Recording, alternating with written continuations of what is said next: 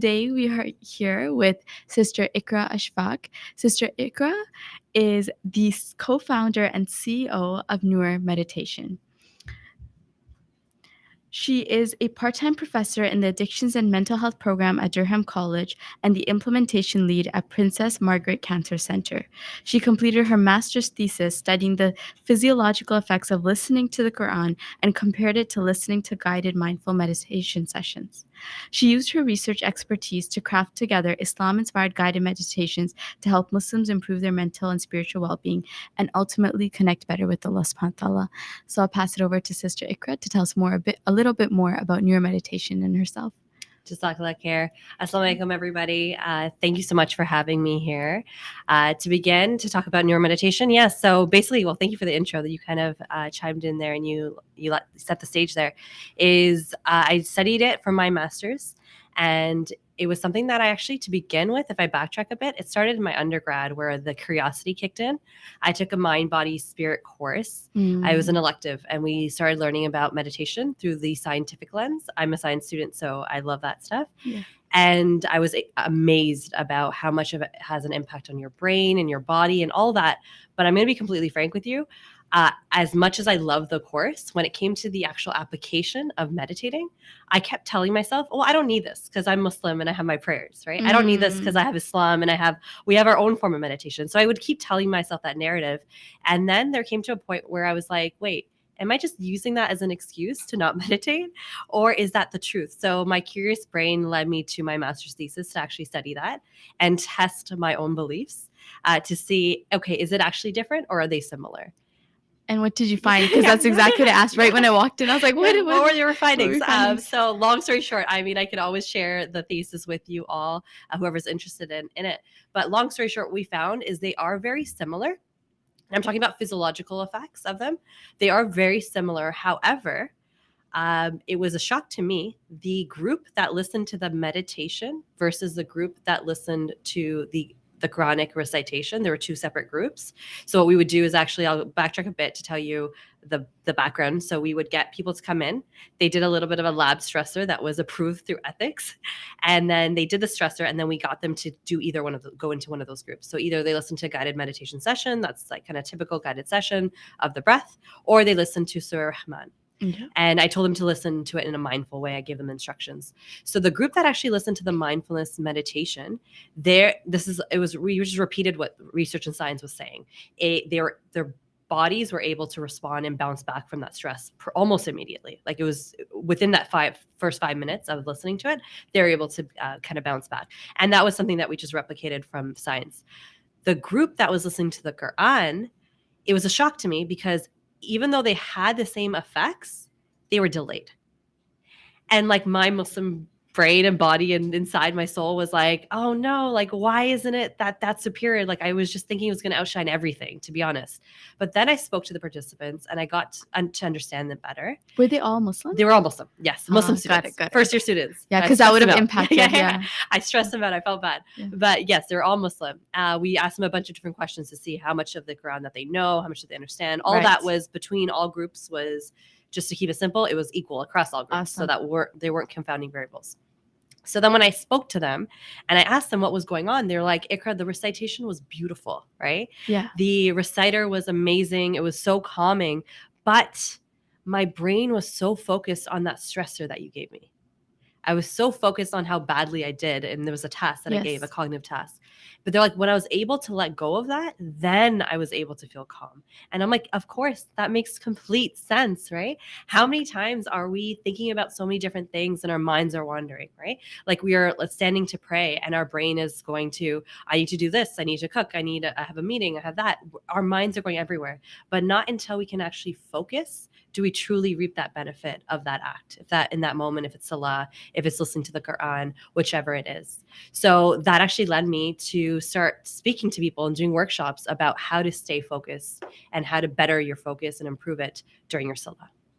Wow, subhanAllah, that is a really profound finding, because if you think about it, like even with meditation, it's just like, oh, this is going to be relaxing. So it can equal to Quran because I'm just going to use this to relax. But the fact that it's the process of letting go, Yes. and that meditation sets you into the mode of letting go first. Yes. Whereas Quran doesn't do that. I think that's beautiful, because not to say that listening to Quran is not relaxing. It's to say that meditation actually just does have a space in our religion. And even the concept of muraqabah Yes. is so beautiful, that the Prophet ﷺ himself was Awesome. basically like in the action of meditating. That wasn't listening to Quran. He wasn't getting revelation at that point, because revelation is very different for him. Mhm. It was, and for us too, it's like, it's guidance, it's reminders. But this was him being like in a state of silence and letting go. Yes, and that's really what I'm kind of putting out there is let's marry the two worlds together. Oh, that's right? beautiful. Yeah. So they don't need to be separate. I think throughout my life, and this is just a personal journey for me, Yeah, I really was seeing them as two separate entities. exactly. And then because I was participating in one, I Yeah. kind of rejected the other. Or just said, you know, it's great. Not rejected as I don't believe in it, but just Yes. it was like, that's not for me. I don't need it. Exactly. But then through my research, I learned actually I do need it. If I really want to reap the benefit of the Quran, of the prayers, of Islam as a whole, I need meditation. I can't imagine understanding it and enjoying it without mindfulness and without meditation. Exactly. And there's that concept of like, a lot of times when people are like praying and they're reciting Quran, they say that, oh, this is just it's like a substitute for what other people do for self-care, Mhm. right? So if I'm feeling down, I'm going to go read Quran. If I'm feeling down, I'm going to go pray, which I understand the like motive behind that. I think that's beautiful, but these are things already you're ordained to do. Is self-care a separate concept? I guess that's the question. That's a great question. I don't think that they have to be separate. I think, yes, listening to the Quran and doing your prayers and all that could be your act of self-care, right? Yeah. Like this think about the times that we're going through, right? This difficult time with Palestine Yes. is, for some people, prayer is their self-care in this moment, right? And especially being in sujood, like the closest you are to Allah, is maybe just going straight into that position and just letting out your cries and your prayers, your duas, and that feels so helpful and feels like self-care for them. Yeah. And it can be, but and it's people maybe not even realizing they are doing meditation while they're doing that, right? Yeah. They're focusing their attention, and in that case, on the position that they're in and the symbolism behind it and the meaning. Exactly. I also a lot of times when I did a yoga course as well in high school, and I remember even there's like a position of sajda that's not called, it's called a child's pose. And Yes. it's very similar to sajda. And I was like, Definitely is. oh my God, I do this for prayer all Yes. the time. And I didn't know that, touching your forehead to the ground actually releases certain stressors from you. Yes. So literally Allah subhanahu wa ta'ala is helping you Of get through course. that. So there is definitely that connection between self-care and Islam in its own way. It's And beautiful. that's It's beautiful. And I remember taking my yoga course and I'm just like, I'm so tired. Let me just go into child's pose, right? Like that's the pose I was looking forward to, because that's the pose I was able to relax in. Exactly. Right? Yeah. And I'm like, it's built into our prayer. Yeah. How beautiful is that? Exactly. SubhanAllah. So it comes SubhanAllah. side by side when it Yes. comes to self-care and prioritizing Salah and Quran as well. Exactly. Yes. Yeah. So tell us a bit about your app. I'm really curious. I want to see it. Inshallah, we'll have it up on the screen as well. Wonderful. Yeah. So give us a bit more about it. Yeah. So that's where it started. Really was from that research. I was doing workshops and people were like, we need to do something. Like we need this as a tool. And a friend of mine reached out and said, Iqra, let's turn this into an app. And I'm like, oh yeah, like I didn't even think about that. I was going to continue to do workshops, which I'm more than happy to continue to do. But it's something that we can use technology and get it into the hands of more people across the globe. I have some friends who call me and they're like, I'm stressed right now. Can you just lead me through a meditation? And of course, I'm more than happy to. But imagine multiple people can benefit from it all at once across the globe, inshallah. So that's where Noor meditation came. Actually, there's a series called Mindful Salah. That was like the meat of Noor meditation, if you will, that was all my research, all my understandings kind of built into it. It's geared currently, that session is geared for you to listen to it before you pray, to kind of get yourself grounded. Really, my research is saying, why don't you do 5 minutes of meditation and then do your prayer, right? Get focused, take away the stressors, and then jump into your prayer. And you're already in this more grounded state, right? So that's what that concept is. There's more coming. Stay tuned. I don't want to give too many spoilers to everybody, but there's more coming in that department, in that area. We expanded it. So when talking to people, I have a background in implementation. So it's all about getting research and seeing when you create a plan, don't just put it all out there based on what you think is right. Ask your users. So we waited for people to give us feedback, tell us what they wanted out of the app, and we're really tailoring it to everybody. So we've gotten a lot of responses about stress and anxiety in general, how to deal with that. So we have the reducing stress and reducing anxiety. For our athletes, we have the mental flow session. I did a lot of research on mental skills coaching. So we have that as well. For sleep being a big part where people are struggling to sleep, especially with what's going on in the world right now. We have sessions on that. And then people were saying, there's sometimes I want to listen to the guided sessions, but sometimes I'm doing work and I don't want to be listening to vocals. I just want to listen to some relaxing sounds. So we have that there as well. We brought in some vocals duas. Only. Exactly, vocals only. Amazing. Then we brought in some duas, some famous reciters.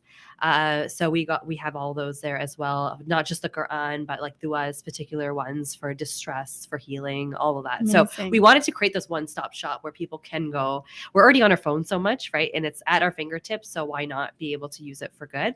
So that's what's there. The new series that's actually coming out, it hasn't been released yet, but I'm going to announce it to you all here, whoever is listening, is called Prayers for Palestine. It's one of those that was dear to me that by hearing the news and seeing what's going on, I just felt compelled to create that series. I'm going to give you all a sneak preview if you're okay with that. Of course. Today. Yeah. Just from the one session, but there's going to be, it's an entire series. So there'll be multiple. You can follow us on Instagram on Noor_meditation to hear about the launch dates. But whenever you're ready, I'm more than happy to lead if you're okay with that. I would love to. Yes? Let's start. Okay. Yeah, let's do it. So I don't have this one memorized. No So I'm worries. going to be looking at my phone for this. But I do encourage you all to join. So let's begin. I actually have a question. Go ahead. I know people, everyone choose a different position to be when they meditate, lying I'm down, about to tell you that sit too. down. Okay, Yes, so I want to hear from that'll you be what part you of it too. recommend. That'll be Perfect. part of it as well. Great. You ready for Yeah, it? I'm okay. ready. Bismillahir-Rahmanir-Rahim. In the name of God, the most gracious, the most merciful. Welcome to Prayers for Palestine, Part 1, called Let's Make Dua. Thanks for gifting yourself this time. Many of us are feeling a wave of emotions right now, and it can feel really overwhelming. Just remember that Allah gave us the ability to feel these emotions so that we can put our feelings into action, inshallah. Today, let's make dua for Palestine, as they need our duas more than ever right now. To start, let's get into a comfortable position, whether you are seated upright or laying down in bed. And if you're comfortable enough doing so, gently close your eyes. It's time to pray for Palestine. Begin by bringing your attention to your heart. Feel the emotions that have been stirred up by the news from Palestine. Are you feeling sad, devastated, heartbroken, frustrated, angry, terrified? Whatever it is that you are feeling, don't try to change it. Just observe it. Together, we are going to send our duas to Palestine. Breathe in deeply. And as you exhale, say, "Oh Allah, help the people of Palestine." As you say this, imagine rays of light emanating from your heart and filling up the room that you are in. Visualize your dua exiting your mouth and being carried towards Palestine. See your dua descending upon the people of Palestine, replacing their pain with comfort, strength, and hope. Let's take a moment to take another deep breath in. As you exhale this time, say, "Oh Allah, protect the people of Palestine." Again, visualize your dua traveling to the people of Palestine. When they receive your dua, imagine a shield of divine protection from Allah forming around them, safeguarding them from any additional harm. Let's take another deep breath in. And as you exhale this time, say, "O Allah, free Palestine." As you continue to breathe at your regular pace, picture a radiant light surrounding Palestine, a light representing the du'as, love, and compassion from you and other people all over the world. We will end with a dua for the people of Palestine who have already passed during these times, who unfortunately were murdered. Let's take another deep breath in. As you exhale, this time say, "O Allah, give those who have passed in Palestine the reward of martyrs, and grant them the highest level of Jannat al-Firdaus, and allow them to be near to you." Now picture their souls soaring through the levels of Jannah with the angels until they get to the highest level of Jannah, near Allah's throne. Their pain is gone. Their suffering has ended. Now they are with Allah, the highest of the high, inshallah. Nothing is better than the companionship of the Most High. The companionship of the Most High.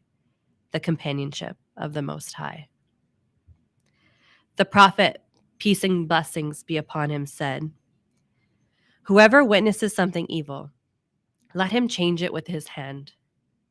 And if he's unable, then with his tongue. And if he's unable, at least with his heart. But that is the weakest form of faith." So first, we have to feel something.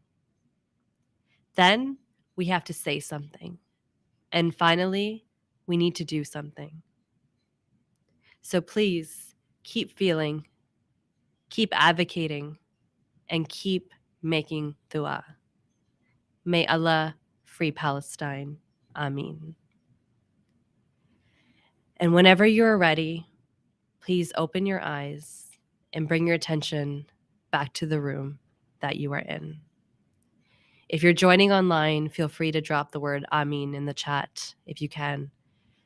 And let's collectively continue to make dua.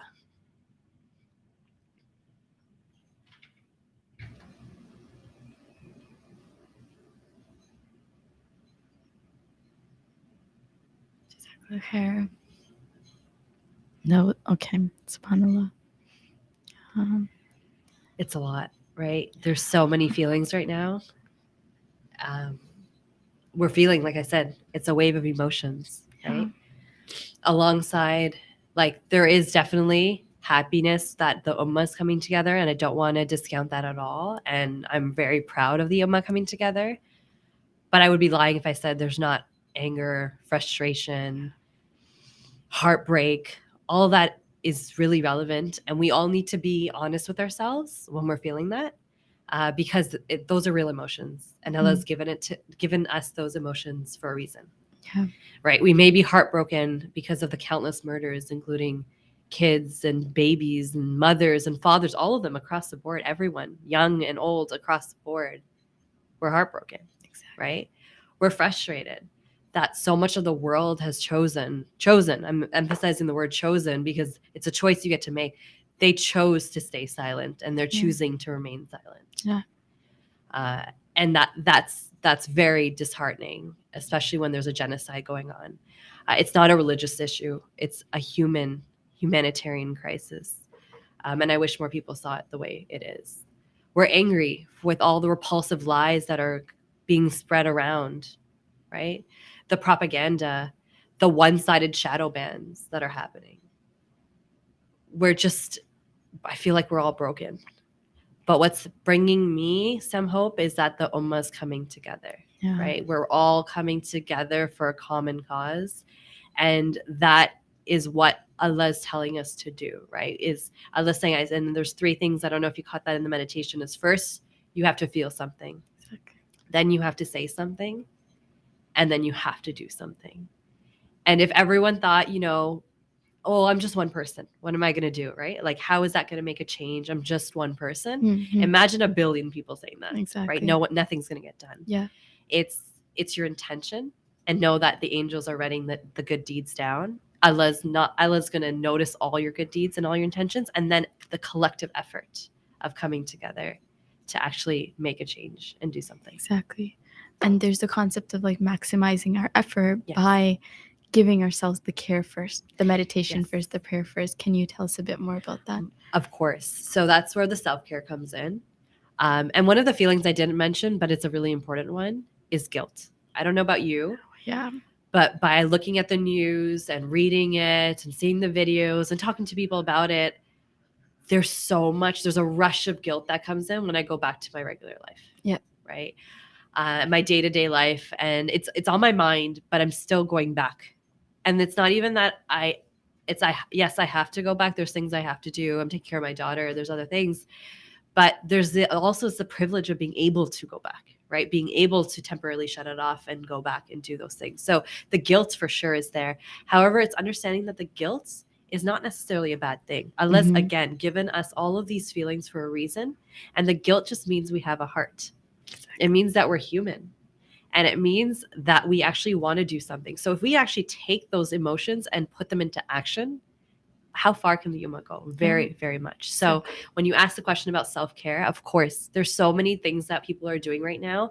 And I would like to encourage everyone to keep going, right? If it's posting on social media, it's boycotting. Look, there's so many stocks that have gone down because of that, right? We're seeing the actual collective effort coming to fruition. If it's, writing letters to the government, if it's donating, going for a protest, whatever shape or form, if it's someone using their talent, their expertise to speak up, to, maybe there's lawyers that are standing up for people that, are facing issues. So everyone's kind of using whatever effort they have, whatever talent they have, which is beautiful, right? Yeah. But there's this one famous quote that is, you cannot pour from an empty cup. Exactly. Right. And that always sits with me every time I do meditation, every time I think about everything I do in my life. I always remind myself and my husband about that, is because we always want to give. But if we're depleted, we won't be able to give anymore. Right. And if anything, we're going to put ourselves at harm and at risk. So if that means you need to take a break, I know there's going to be a rush of guilt associated with that break. But if you take a break with the intention of you're going to come back stronger, you're going to come back refueled. We hear this a lot during Ramadan when the imams across the board say, sleep is an act of worship when your intentions are right? If you are going to bed, you're taking a nap, so that way you have the energy to come back and do dhikr and do your night prayers and, and have the energy to fast the next day and all of that, then that sleep is an act of worship, right? Exactly. So imagine that if we need to take a little bit of a break, if we need to take a nap, if we need to disconnect for a moment, or we need to just, talk to people and just kind of vent and let loose with whatever emotions you're feeling. If you need to book a therapy session, whatever it is for your own self-care. For me personally, when I see, and I think maybe now as a new mom, I'm more affected. I was always affected by the images of the children, but I think I'm affected at a whole different level right now. Yeah. So for my self-care, it's really just taking a moment to disconnect from the news and just holding my daughter and like really holding her and showing gratitude to Allah for my ability to have that and be able to do that. Yeah. And then using that energy to go back, right? And whatever shape or form that I can do to refuel myself, re-energize myself, and then go back and give back however I can. Exactly. And I really appreciate from your meditation, because I've been to a lot of sessions of meditation when it comes to maybe like a more Western lens of meditation. Yes. And what I really appreciated is not only did you incorporate dua, you incorporated hadith, you incorporated our core beliefs that are so close to our heart. And you started with the heart and you ended off with the heart, which is the core. If our heart is good, then that's the flesh. That's like it's going to be keeping our entire body good, right? And so I really appreciate that, because I think when we're protesting, when we're donating, and when we're doing these things, keeping Allah subhanahu wa ta'ala at the forefront. I am doing this for the sake of Allah. Yes. And my husband was just speaking to me about this yesterday. He's like, a lot of times what happens, people are like, we're going to go to protest, and they're missing their prayers. Yes. And it's like, seriously, it's like, where are the basics? We need to get back to that. Not to say don't protest. It's to say that, and I really appreciated this new perspective to it. It's, let's also make sure that we're doing the things that Allah subhanahu wa ta'ala wants us to do, because the sins have an impact on our ummah, right? So like keeping close to Islam and then adding on to that with whatever we can, I think that's part of taking care of ourselves first, because our Islam comes first, and then comes the other parts of it too. So, and part of the self-care, actually, one of my friends has started this, and she's been posting on her socials about it, and it's motivated me to do the same. Is she's reading the Qur'an, but the translation, and she's feeling that connection, and she's tying in and actually taking pictures and highlighting the verses that are related to what's going on, right? And then is even saying like it feels like Allah is speaking to us directly and speaking to what's going on right now directly. Exactly. So being able to feel that connected to the Quran, yeah, that's a form of self-care as well. exactly. And feeling that Allah is there, Allah is listening, Allah knows what's happening, and Allah is the most just. There was a few videos that are coming out, or like if you just follow stories of people who are on the grounds in Gaza, they're reciting Quran in the midst of this genocide, in the midst of being murdered. Their family members, people who are so close to them, their next door neighbors, they're taking out the Quran, and this is what they're turning towards. And subhanAllah, that's where like it doesn't get better than this. Like Allah subhanahu wa ta'ala is literally bringing us all back. So if they have the time to do that, and they have the efforts to do that, and they're asking us, which we hear from their own mouths, that we want you to raise awareness, we want you guys to speak up, then we kind of need to follow in their footsteps too. Of course. And that's beautiful. I did watch a video where when the communication was cut off, and that's what's causing the fear as well. We're terrified because now it's a whole blackout, right? And there's not that communication, that normal way of communicating. Exactly. But they're using the speakers that they use for the adhan. SubhanAllah. And they're using that to recite the Quran. Yeah. And if that's what's bringing them peace, right? Of course it would bring us peace if we do the same and, like you said, follow their footsteps. Yeah. And I really appreciate the concept of like connecting to Allah subhanahu wa ta'ala through Islam, but also through our day-to-day life. Do something like meditation, do something like protesting, you know. I remember seeing one of my friends post, and she said, like, let's have like duas at this protest, and they're inviting in moms, they're doing prayers now, and it's just so beautiful to see it being merged together as something that brought the ummah together. And I have a lot of people who've said, I've had these conversations with people saying like, I've never tasted the sweetness of my salah as much as I am now, because they feel connected and they're just waiting to go into sujood, waiting to go into and do dua, crying it out and feeling connected to Allah. Right. Exactly. So using this as an opportunity to do so. And like you said, it is like neuro meditation that's what it is. Right. So there's the immediate like foundation is about ultimately connecting back to Allah. Yes. Right. And the one place to definitely do that, well, we hope to do that, is during our Salah. That's why we started with the mindful Salah sessions. However, that's not the only time. And in order to actually do that, you need to be able to use that skill throughout the day. It's actually the interesting part. It's not always just the 5 prayers. It's what's going on in between the prayers. Yeah. And are you able to connect back to Allah during that, right? So we're going to have sessions, and I'm giving you all these spoilers, but that's okay. We're going to have sessions about like meditation when you're brushing your teeth. Right. So cool. And the bristles are touching your teeth, and thanking Allah for that toothbrush and the teeth that you have to be able to eat and speak, and all of the blessings that are in that moment. Right. The mundane tasks, and being grateful for those. And, you're making your morning coffee, being grateful for that. Right. And if anything, I mean, if you think about actually going back to the Quran and the main things when people are going through hardships, back in the day when the Pharaoh was also killing children, Allah was saying, you would think, maybe have sabr, have patience, believe in me, just wait. The response was, be grateful. right? And people think, wait, there's people dying. Wait, why are you telling me to be grateful? It's because gratitude is the core of everything, right?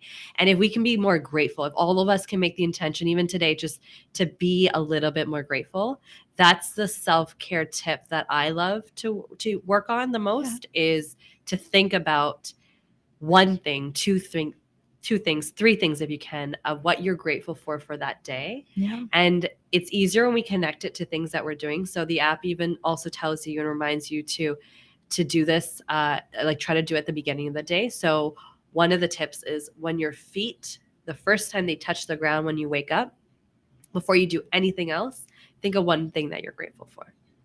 Right. And now if we're seeing what's going on in Palestine right now, there's a million things we can be grateful for, and we always lose sight of it. It's really, really easy to lose sight and take that all for granted. But let's be a little bit more intentional and let's be more grateful. Yeah, and gratitude is the core of our beliefs as Yeah, well. of course. Yeah. Right? It's Allah subhanahu wa ta'ala says, the more you're grateful, the more give that you I'll give you more. more. Exactly. And I think that's so beautiful, because we think that when we are in hardship, we need to just find a way quickly out, and we just need to like make it end. But Allah subhanahu wa ta'ala isn't saying, as you said to Musa alayhi salam, it's be grateful for what you do have right Yes. now. And that shifts our energy. It's like an internal shift. It's not the outside world that we need to change. Sometimes it's ourselves. And that's what I'm hearing from a lot of people, from scholars that I'm listening to about what's happening, that right now, the time, it's literally, if this is going to tell you anything, it's change yourself. Yes. It's start doing the things that you were just delaying on because you thought life is so it's so long. It's short. It's temporary. We don't have that much time. And subhanallah, I remember my I was told about the Sahabas, when they used to speak of tomorrow, they meant the day of judgment.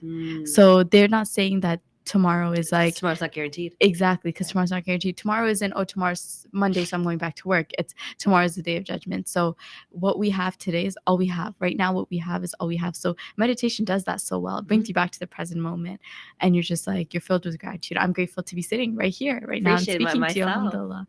Yeah. Likewise. Yeah. You nailed it.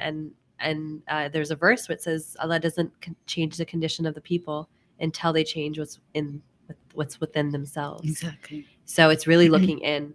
And if this is Allah's way of bringing us back to Him, right? If this is Allah's way of saying, I'm going to take care of the martyrs, and they're going to, inshallah, be given the highest of the high, and the rest of you come back to me, right? And this is our opportunity to do that. Exactly. SubhanAllah. And you brought up a good point, is to be present, right? And a lot of the imams will do this when you're praying. They'll say, pray as if this is your last prayer, right? They remind you of that. Yeah. And what is that saying? Is let's be present, right? Yeah. Our mind's going to wander. And the app goes through that as well, is like strategies. Like when speaking to people about their mind wandering, there's a lot of self-judgment, right? Of like, well, my mind wandered, and I'm like, maybe I'm a bad Muslim, right? Like my mind wandered to here and it went to there, and I'm trying to focus, and I don't even know which rak'ah I'm on, right? I don't even know what I recited. Like, am I done praying? Should I re-pray? All of those things go through your mind. And what it means is you're human. Exactly. It just means your mind is going to wander because you're human. It's what do you do the moment you realize it's wandered? And that's what neuromeditation does. It brings people back and learn and gives you strategies and tips on how to bring that back. Yeah. If you like, I can share a couple of those with you. Yeah, yes? for sure. Okay. Yeah. So Bismillah, with those, the tips that we give for people through the app and helps guide them through the sessions is, first and foremost, is thinking about the positions that you are going through in your salah and understanding what they mean. So the reason I say that's first is because the first thing we do is we lift our hands up, right? We're lifting them up. We're saying Allahu Akbar, and we're putting our hands, and it's like, and Imam just told me this, I remember listening to this, is you're putting this dunya behind you. That's what the hands are representing. And you're focusing on now your conversation with Allah. Hands, wherever your hands face, that's where you're focusing. And what the back is the dunya, this world. Wow. Okay. So just knowing that from the beginning, right? And it's okay. What's going to happen is you're going to do that. You're going to be like, wow, what a beautiful symbol. And then your mind's going to wander. Exactly. And it's okay. And then it's okay. What else can I use to get my attention back? So you're saying Allahu Akbar. Allah is greater than. And when you actually break down Allahu Akbar, it doesn't say Allah is greater than X or Y or Z. It's kind of like Allah is greater than ... Yes. And Allah is saying, put anything there. and the statement will be true. Yeah. Right? So Allah is greater than that meeting that you have. Allah is greater than that dinner that you need to make. Allah is greater than everything that's coming to your mind, the TV show, the whatever it is, the post that you have to do, anything and everything. Allah is greater than that. So that could be your anchor to bring your attention back as well. Right? I personally don't speak Arabic, so I don't know the full translation always of what I'm reciting, but there's an opportunity to learn, even if it's just a short ayah and understanding the, maybe you know the translation, maybe you went even further and learned the tafsir, whatever it is, then maybe that is what you're going to use to anchor your attention back. Right? And then again, you're going to the next position and now you're leaning downwards and then you're imagining your sins on your head and your shoulders and then they're falling. And if you really in that moment are like imagining and visualizing that, wouldn't you want to stay in that position for so much longer? Right? Exactly. And they say, do not leave that position till your joints have settled. So often we're like going from one position to the next, to the next, to the next. It's like cardiovascular exercise. And we're just ready to go. Like, we're just checking it off our list of, yes, I prayed. Right. And I'm going to be the first to admit I have days that I do that, right? I have things that are on my mind. It's not the right reason, but that's what happens. But then it's reminding yourself to slow down. Right. And then when bringing in meditation with it, like the app says, actually, before you even pray, maybe you meditate 5 minutes before. But if you can't, in your prayer, you could do a form of meditation, which is combining or synchronizing, your inhale and exhale. So you're breathing with the ayah. So first ayah you recite, you inhale. The next ayah, you exhale. Of course, if the ayah is long, you break it down further. But the reason to do that is your breath is a gift from Allah that's going to help you remain in the present moment. So let's use it. Right. The second thing is we're in a rush often and we're like, and you're just reciting quickly. But if you do this, you're naturally going to slow down your recitation. And it's not like you're going from a 2-minute prayer to now 30 minutes. I'm not saying it needs to be that. I'm saying maybe you're going from a 2-minute prayer to a 3-minute prayer. Like I'm talking about a difference of a minute, maybe even less, a couple seconds exactly. Even. But to actually enjoy and be present during those actual positions that you're in. And then feeling how you feel at the end of that prayer and how much more connected you will be, inshallah. And it's practicing it, right? None of us are perfect. Even the monks who've meditated for years and years and years, it's not that their mind doesn't wander. If you look at the science behind it, it's not that they don't wander. It's not that they put them into like doing brain scans, MRIs and all that. They find it's just they're a lot faster at catching it and bringing their attention back. Exactly. So that's the skill that I'm hoping to, inshallah, teach our ummah, is how to bring your attention back when it wanders. That is a great skill. I think it's so important because even the concept of like curiosity instead of judgment, like be curious and then come back to it. Yes. I really like how you mentioned the breathing in between and Allah Akbar, put everything behind it. You could see my expression. I was like, whoa, that's sick. Yes. So yeah, I really appreciate that. Jazakallah khair for sharing. My pleasure. Yeah. We have a few questions from the audience, so we'll turn our attention to these questions. Yeah, Jazakallah khair very much. So a few of them were just actually asking about the app, the name of the app. So it's Noor Meditation, and I believe the website you can get more information is noormeditation.com. You can download the app on Google Play and the Apple App Store. And mashallah, beautiful interface of the app here that we can see online and some of the topics covered in the app. And then also on Instagram, you can Noor_meditation on Instagram, inshallah. So if we go back to the questions that we had from the audience, so sorry, let me just get back to that. So the first one that came up, intersection of technology and mindfulness. Does using digital technology hinder or improve our ability for self-care and well-being? Amazing question. Yeah. Do you want me to jump into that? Yes. Okay. So I actually have a background in this, looking at mental health and technology. And that's a lot of the work that I did at CAMH. And I also do currently at Princess Margaret Cancer Centre as well. So when we're talking about technology, it's a double-edged sword for sure, right? If you get so wrapped up into it, it can actually not be great for your mental health. Yeah. However, you could use it. There's so many ways that it could be really beneficial for your mental health. Like, look, there's therapy that's online now, right? There's mental health resources. There's meditation apps. There's different things that people can use through there as well. So I think before jumping into that, it's trying to figure out what kind of self-care do you need in the moment, and being honest with yourself and reflecting. So for example, like when I mentioned, when I'm looking at these images of what's going on in Palestine and it's like overwhelming, it's sitting with that, and it's important to get comfortable with being uncomfortable, right? And actually really allowing yourself to feel. And in that moment, you can just make the most sincere dua ever. But then it's also understanding with yourself of what do I need in that moment for self-care. And if for me in that moment is I need to disconnect for a moment to go with my daughter, yeah, maybe technology is not my answer. But if it's actually, no, I need to talk to friends, I need to kind of bring Muslims together, I need to go to that Palestine working group that I'm a part of on WhatsApp, I need to start talking about what our next steps are. That's now how we can use technology for the good. So it really depends on what kind of self-care you're looking for in that moment. Yeah. And then deciding, is it going to be through technology or is it going to be offline, and finding a healthy balance between the two. Yeah, that's beautifully said. Yeah. Jazakallah khair. So the next question was, how to improve focus in Salah when there's no choice but to pray in distractions? So, kids running around or praying in a location with noise and people having conversations. So any tips on that? Yeah, so that's my new life now with my baby. Alhamdulillah. And it's totally, that's the reality, right? We can paint this beautiful picture of like, every prayer you're in this place where you have no distractions and you can connect, and that's not the reality.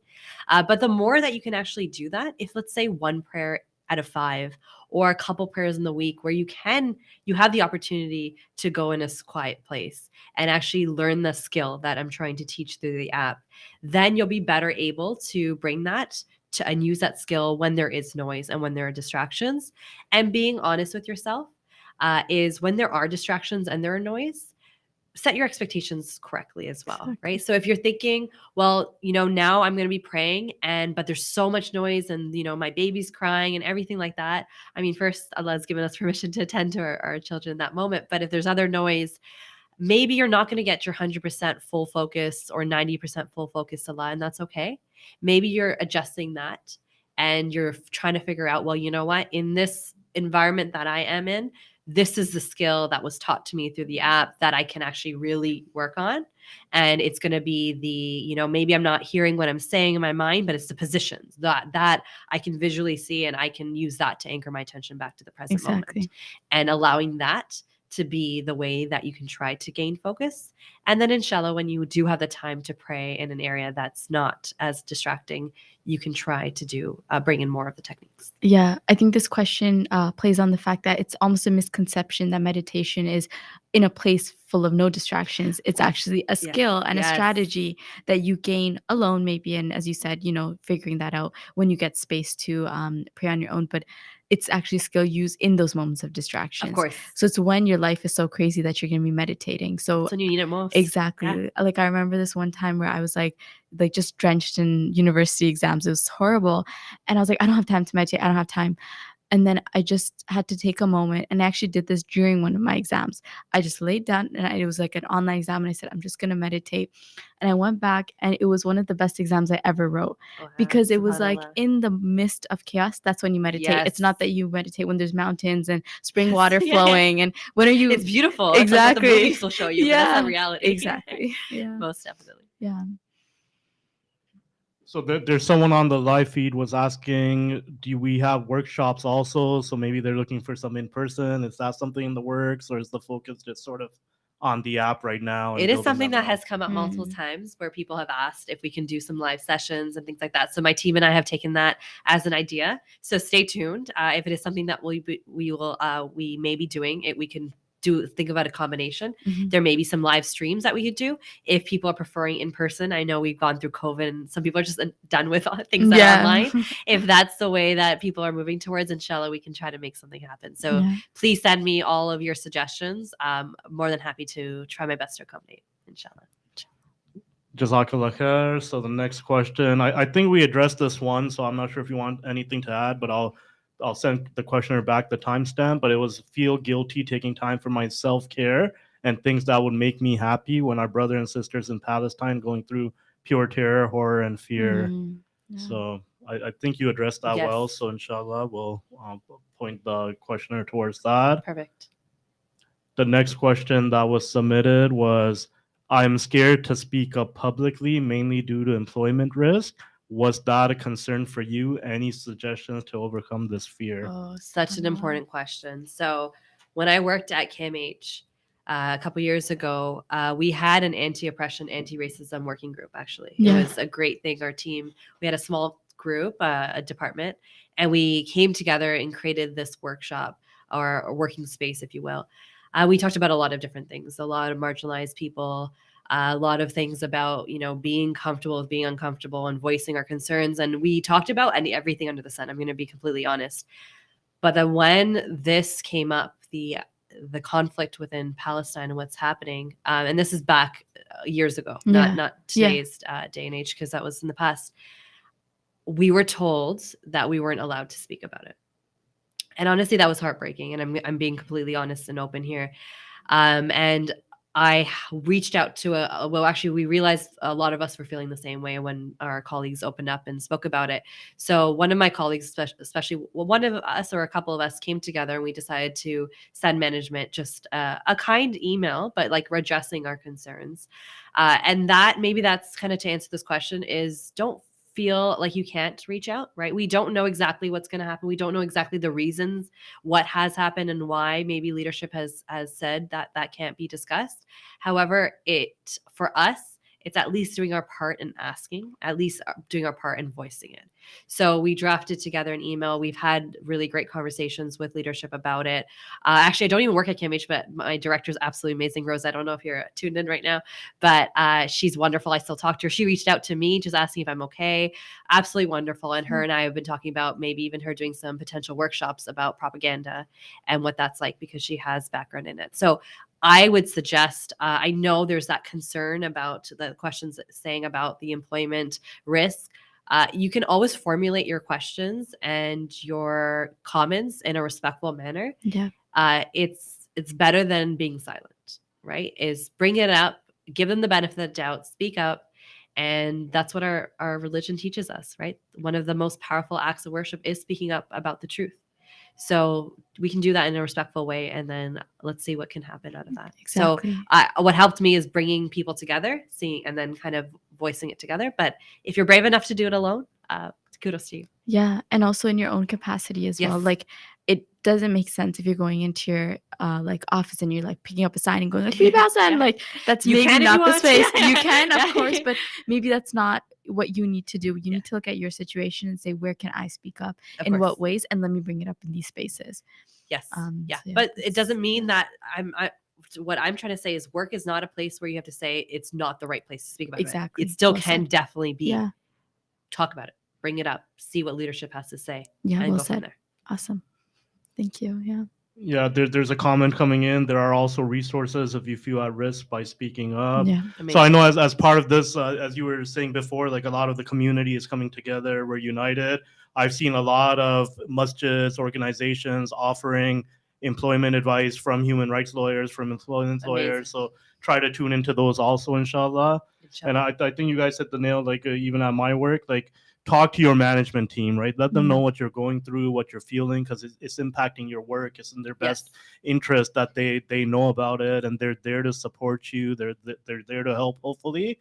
But if we stay silent without just even letting our management teams know, that they won't know, right? So talk to them. I know at my work they invest a lot into inclusion and diversity. So hopefully they value that, and if they don't, then maybe it's time to relook at your employment choices also, if you Most have that definitely. opportunity. Yep. Yeah. So there's a comment. Sorry. Alhamdulillah, mashallah, very important topic. Jazakallah khair. So the question came in, it's actually an interesting one. Is there any workshop or program focused on teenagers and youth? Because this is one thing I find, like this, a lot of people get interested in this once they're much older, right? And when you're a youth, when you're a teenager, you're not really necessarily thinking about these type of things, about meditation and the effects it can have on your overall health, physical and mental. So what about for youth? Have you guys looked at anything, or is it a way to get youth involved? I say start young, right? I actually started creating sessions that are meditations for kids. I'm talking about toddlers plus. Like, let's start while they're young. And it's not only I made them really short because their attention spans may be more limited. However, it helps them learn about Islam and also learn about grounding themselves and finding an opportunity to just focus on breathing. So from when they're really young to across the spectrum when they're much older, we are looking at every age and all ages throughout. So the youth that are out there, please, yes, actually, one of the sessions when I was doing and sharing my research was for a youth group, and that's where one of the comments came up was like, "You need an app for this," and I'm like, "That's a great idea," right? Yeah. So the youth are great; they're very, very. Their minds are very creative, and they have lots of great ideas as well. So definitely want to address the youth through the app as well. If there's specific workshops that people are interested in, message me on Instagram, Noor_meditation. I'm taking care of all the communications there. So any of your ideas and all of your ideas are more than welcome. Awesome. Jazakallah khair. Of course. Jazakallah khair. So I'll ask a question from my side here. Actually, I got two questions. So I'll ask the first one first. So when we talk about impact and focus, like what is the relationship between focusing and then the impact you make, and then how does that like impact also like anything we do, any task we do? What's the difference? Like what impact does what's the result of focusing? And then the second part of that is from a spiritual basis, like your duas, your prayer. What will happen if we focus more on those? Beautiful. Yeah. So when it comes to making an impact, right, I think everything we do in life, when we have so many options, it's so easy to become complacent and be like, you know what, I'm overwhelmed. There's too much. I'm just not going to do anything. And that has the opposite effect of actually doing something. So if you actually focus in on what's actually doable, focus in on what's actually something that you have the talent, the skill, the interest to do. When it comes to giving back and speaking up for Palestine, this is the time is if you use a focused approach and you use something that is relevant to you, is something that you're interested in doing, it's something that you can and you have the capacity to do it, you're more likely to follow through with it and then continue to do it as well, right? Because Allah says, even if it's something small, but it's consistent, that is what he loves. So if you think about like there's amazing, great toolkits out there of like how you can help with Palestine and for people of Palestine. If you try to think I'm going to do absolutely everything and then you end up doing none of it, that's not great. That's not doing anything, right? So if pick one, pick two, pick three, cap yourself at the moment, at least finish them. And then you can move on to focusing on another, but focus on what's doable and actually get it done. Yeah. And then if it's something that is worth continuing to do and you've mastered it, keep going, right? There's, alhamdulillah, the ummah is filled with a lot of great talented people. If your focus is speaking up and doing it in X way and someone else is doing it in Y way, let's allow that. And let's kind of work together to get things out there. Yeah. Inshallah. You mentioned on the spiritual side, again, also, now this is focus is if we're not focused, and I'm bringing Salah back because that's the core of our foundation. If we're not focused during our Salah and our mind is wandering, if that's our foundation, it's easy for the rest of it to fall as well, right? I'm not saying our Salah has to be 100%. We're human, right? But if we can work and make an intention to gain more focus during our Salah, then we can use that focus through in between salahs, like I mentioned. Exactly. Right. So I find, and you kind of something similar to you when you had exams. Yeah. I remember I had a really busy work day and I'm working from home. So it's easier for me to make time to go and pray. But in my head, I was like, no, I have so much to do. I have meetings. I have this, I have that. I just need to get this stuff done. But then I realized I'm so overwhelmed right now. I'm not even actually doing my work to my fullest capacity. If I give myself, it's really just a 5-minute break, I'm going to come back refueled and rejuvenated. And I did it. And I allowed myself to give that space. And then the task that I needed to get done was done much faster. It's just in that moment, you feel like, no, I can't move from my seat. I need to get it done. But not realizing that actually move from your seat, get some space, go pray, do what you need to do for self-care. And then come back and you'll probably be a much more productive. Try it. Yeah. I'm sure they'll feel it. Exactly. Yes. That's a really great tip. Jazakallah khair. So we have some comments coming in. So may Allah subhanahu wa ta'ala increase your knowledge and make you continue to spread good for us. Ameen. Another comment here is Jazakallah khair for organizing. Much needed to hear this right now in this difficult time. May Allah reward you all. Ameen. And then sort of I'm going to switch topics a little bit with my next question here. So my question is, so alhamdulillah, we get the chance to talk to Muslim entrepreneurs on this show, and I always like to take the advantage of recognizing alhamdulillah the great work they're doing for the community, for the courage for having, taking that to going out there, taking risk, and trying to build something that makes it easier and better for the entire ummah. We have a lot of budding entrepreneurs that listen, that have a lot of great ideas. So my question is, what advice do you have for them? I appreciate that. So I've always been a science student. I'm going to be completely honest. So the business world, the entrepreneur world was never my thing. My parents were always like, do something in business. And I'm like, that's not my thing.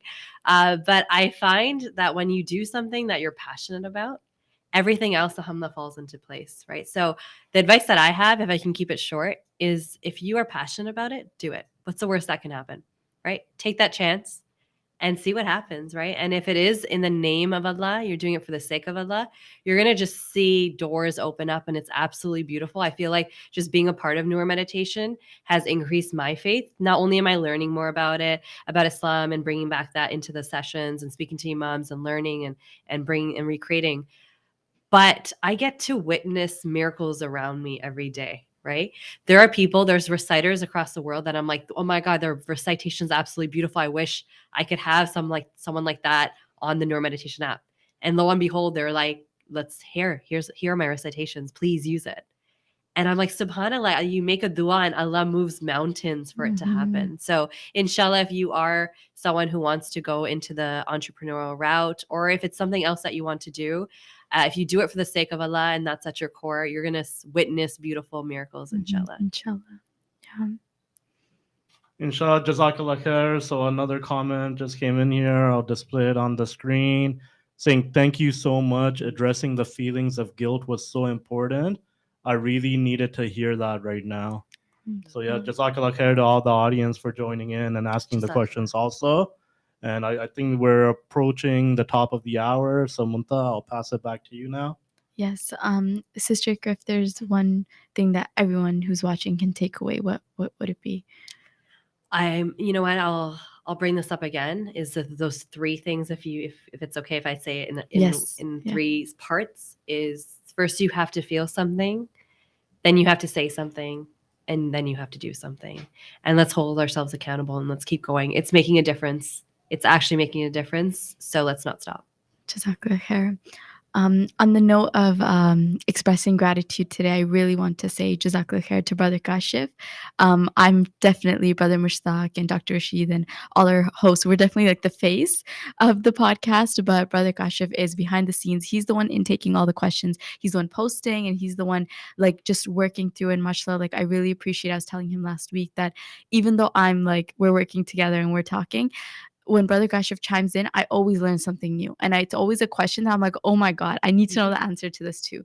So really appreciate our producer and the behind the scenes work. We need that. That's like our foundation. And Jazakallah khair to you for coming in. We really appreciate hearing from you, and we'd love to have you back, inshallah. My pleasure. More than happy and honored to come back. For sure, inshallah. Okay, Jazakallah khair, everyone. Thank you so much for watching. Assalamu alaikum wa rahmatullahi wa barakatuh. See you next week.